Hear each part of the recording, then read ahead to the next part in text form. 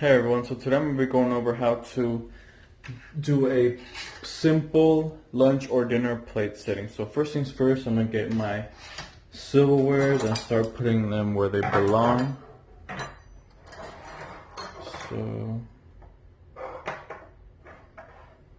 the silverwares are placed in the order that you eat. So you eat from the outside inward.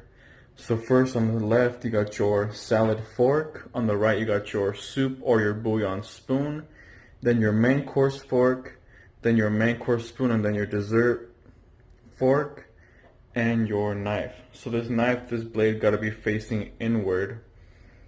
So another thing you want to do is that you got to make sure all the silverwares, including the plate, has to measure 1 inch from the edge of the table. So I'm going to start measuring that out. So all this silverware and the plate as well has to be 1 inch from the edge of the table. So one thing you got to remember as well is that each plate setting, or another word for it is cover, it must not exceed 18 inches.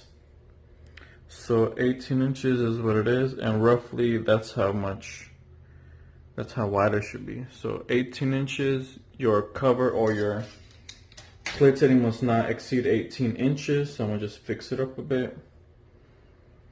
Next, I'm gonna put I got my saucer and my beverage cup. So placement of cups and glasses are on the right side. So your saucers are placed to the upper right of the outer spoons, and cups are upside down on the saucers. So like I said, it's gonna be on the right, and then your coffee cup is placed upside down. The reason for that is because whenever you're at a restaurant or just dining in general, whenever the coffee cup is upside down, that means there's not ready to be served. When they flip it up, that means they're ready for some coffee. So that's why you gotta leave it down so you know when they're ready. And then your beverage cup is gonna go to the right of your plate. And then the emblem of the plate and bowl should be at the top of the cover facing the diner. So this is the emblem. So again, the same with the saucer, is at the top or 12 o'clock. And then you also have this is your oyster fork. So your oyster fork is only used whenever you're serving shrimp cocktail or, of course, oysters. As you can tell, it got 3 very short tines, and it either goes on top of your plate or on the right side of your spoons. So I'm gonna just leave it at the top.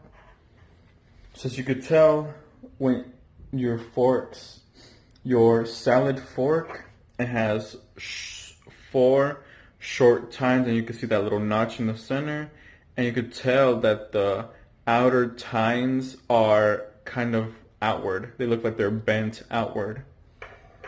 And then of course you got your main course fork and your dessert. You could tell that your main course is going to be a bit bigger than your dessert one. And then of course your main course spoon, and then your soup spoon. So you could tell that your soup is a bit more rounder than your main course.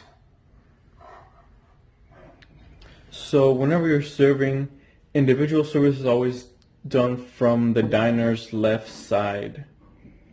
And then beverages are served from the right if at possible. And the server should never lift the diner's glasses or cups from the dining table to refill them. Rather, the server should pour the beverage into them while they are on the table if possible. And also the beverages should be filled to about 1/2 inch from the top of the glass or cups. So you could tell this glass in particular bulges outward a bit, so that's where you would refill it. So whenever the diner is done eating, they usually put their napkin on top like this, and then you remove their plate from the right side. So again, you serve from the left, you pour their beverages on the right side, try not to lift their glasses, and then you remove the plate from the left side. So try not to put your fingers like in here, try to have them on the outside or at the bottom. So again, you're going to remove their plate from the right side. So one last thing is that your covers have to measure 24 inches from center to center.